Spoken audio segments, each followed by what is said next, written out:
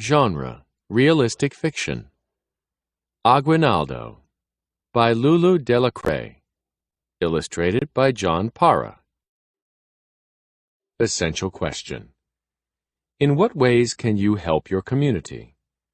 Read how a girl gives. When I was growing up in Puerto Rico, I went to a small girls' school. Every December, Señorita Antonia, our teacher, insisted that the 6th grade visit the nursing home in Santurce. Bringing Christmas cheer to the old and infirm was an experience she felt all 6th graders should have. But the year I was in 5th grade, Señorita Antonia decided our class was mature enough to join the older girls and have that experience too. "I'm not going," I whispered to my friend Margarita. "You have to, Maria," she said. "Everyone has to go." All of my classmates looked forward to the trip. Some because they liked the rackety bus ride to anywhere. Some because they could skip school for the day, and that meant no homework. And others because they believed that to do a 6th grade activity in 5th grade was very special. But ever since my only grandma died in a nursing home, the thought of going back to one made me feel sad. I didn't want to go. As I sat at my desk coloring the Christmas card that I was assigned to make for a resident, I tried to figure out how I could skip this field trip. Maybe they would let me help at the library. Maybe I could write a special book report at school while they were out. Or better yet, I could wake up ill and stay home from school. As soon as the recess bell rang, I ran over to the library to try out my first plan. "Hola, Maria," Señor Collazo greeted me. "Hola, Señora Collazo," I said, smiling sweetly. "I came to ask you if I could stay here tomorrow to help you paint posters for the book fair. I really don't mind spending the whole day at the library." "Aren't you going on a field trip tomorrow?" Señora Collazo asked. "My class is going, but I could be excused if you need my help." The librarian thanked me and said that if I wanted to help, I could join the other students who had already volunteered to stay after school to do the posters. Biting my lower lip, I left the library in a hurry. It was time to try my second plan. Outside, seated on the polished tiles of the covered corridor, my friends were having a tournament of jacks. But I didn't join them. Instead, I marched right to the 6th grade classroom. Señorita Antonia was grading papers at her desk as I went in. "Señorita Antonia?" I said softly. "Yes, Maria?" Señorita Antonia asked. I stared for a moment at the buckles of my shoes. Then, without looking up, I took a deep breath, swept back my black curls, and asked, "May I stay in school tomorrow to do an extra book report?" "I'm afraid not, Marilia," Señorita Antonia said firmly. "Tomorrow is our trip to the nursing home. Both the 5th and 6th grades are going. But if you want to do an extra book report, you can do it over the weekend." I glanced across the room to the trays of besitos de coco, coconut sweets, that the 6th graders had prepared to bring to the nursing home residents as an aguinaldo. Aguinaldos, surprise Christmas gifts, were fun to receive. But still I wasn't going, so it wasn't my concern. I whispered thank you to the teacher and left.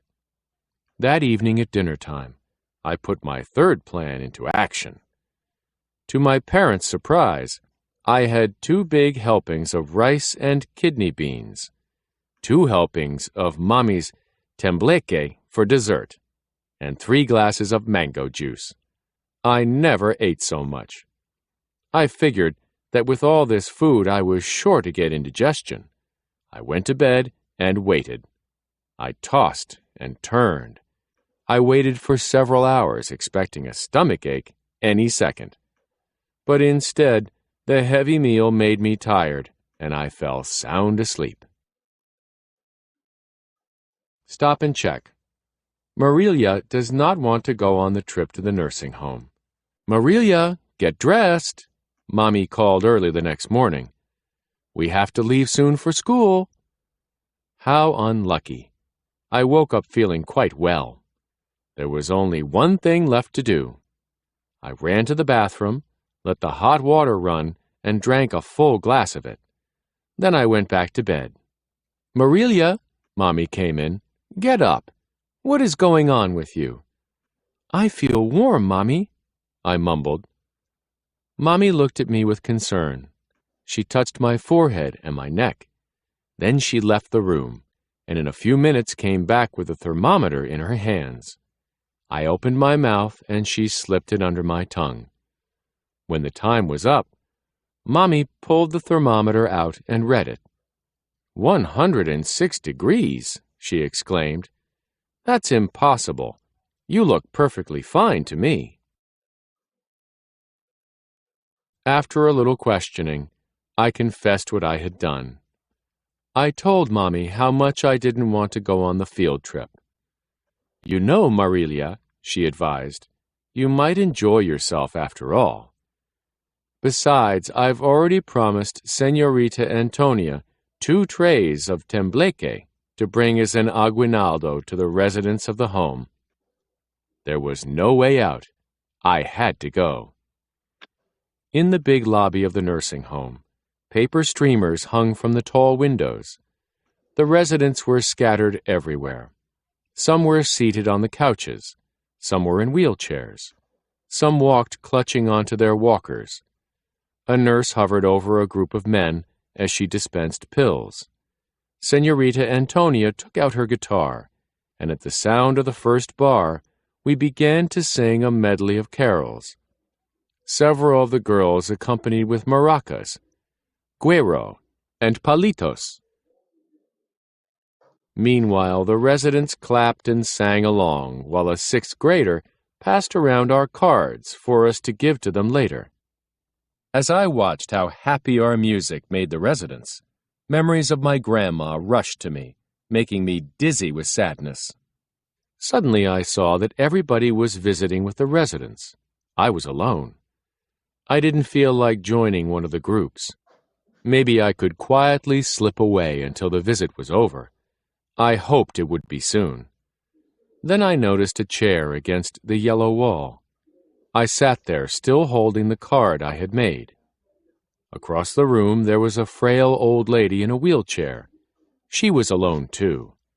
I looked at my card again. It was rather pretty. I had painted it with shades of blue and gold. Maybe I could just hand it to her and leave. It might brighten her day.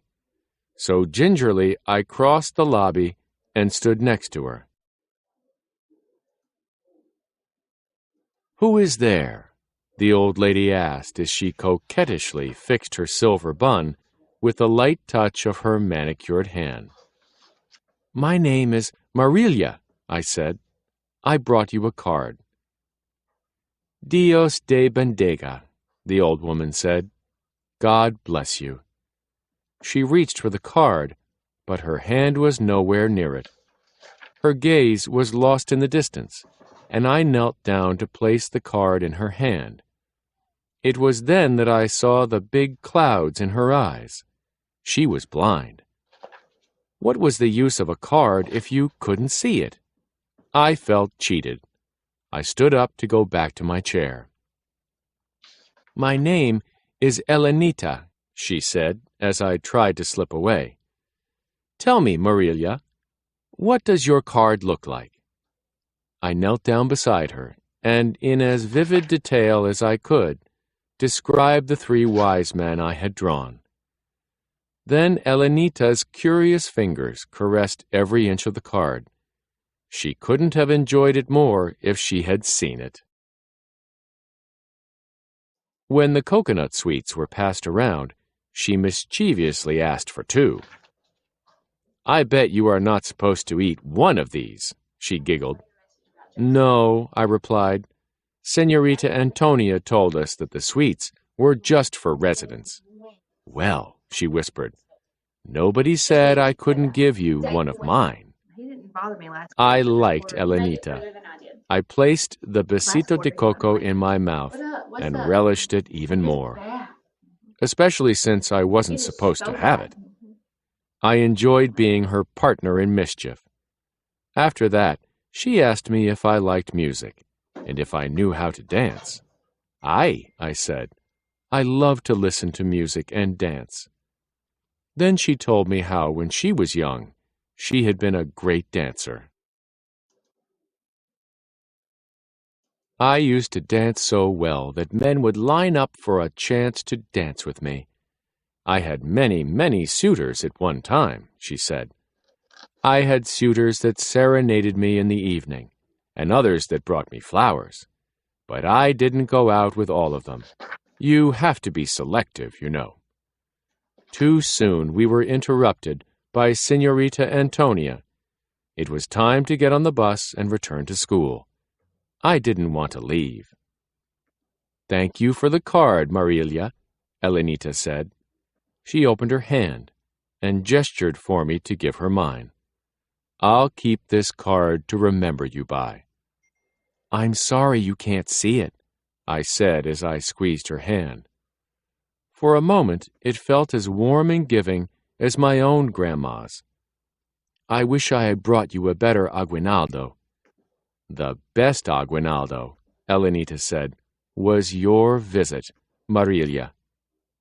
As I left, I felt light and warm and peaceful.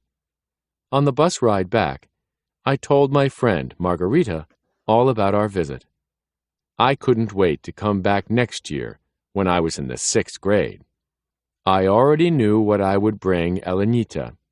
I would make her a collage. That way, she would be able to feel the many textures of my picture, even if she couldn't see it. And maybe I could make the picture of her dancing. I knew she had been very pretty when she was young. Are you going to wait until next Christmas to give her your collage? Margarita asked. I thought for a moment. Maybe Mommy could bring me back sooner, I said. As I looked out the window, I remembered how good Elenita's hand felt to touch. It's funny how sometimes things change unexpectedly. Just that morning, I didn't want to go at all, but then I couldn't wait to visit my new friend again. We had gone to the nursing home to give Aguinaldos, and what a very special Aguinaldo I had been given, Elenita's friendship.